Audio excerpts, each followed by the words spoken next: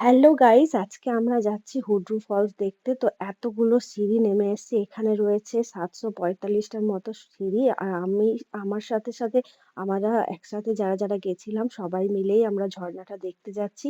তো এতগুলো সিঁড়ি নামার পর প্রচন্ড হাঁপিয়ে গেছি। আপনাদেরকে পুরো ভিডিওটা দেখুন, ভিউটা আপনাদেরকে দেখাবো।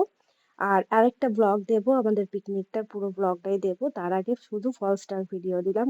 অসাধারণ দেখতে লাগছিল। এর সামনে আমরা যাব ঠিকই। আর একটা কথা বলে রাখি, এখানে যারা আসবেন হুড্রুতে তারা কিন্তু দেখতে পাবেন, মানে ফটো তোলার মতো সুবিধা রয়েছে, স্টেজের মতো করা রয়েছে পাথরের মাঝখান দিয়ে, যেখানে ফটো তুলতে পারবেন। আচ্ছা, আমি এখন ওপারে যাব।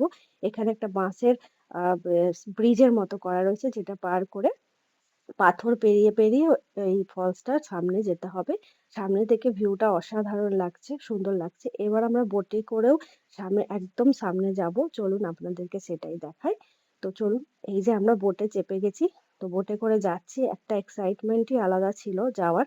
তো সামনে একদম আসার পর ঝর্ণার জলটা আমাদের মাথাতে পড়েনি। দেখে মনে হচ্ছে আমাদের মাথায় পড়ছে, কিন্তু একদমই নয়। কারণ হাওয়ার সংস্পর্শে এসে ঝর্ণার জলটা উড়ে যাচ্ছিল।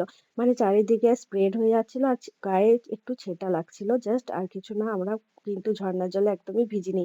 দেখুন ৭৪৫টা সিঁড়ি উঠে আসার পর অবস্থা খুব খারাপ। তবু এই বাচ্চাটার পাওয়ার দেখুন, উঠে আসছে। মাই গড।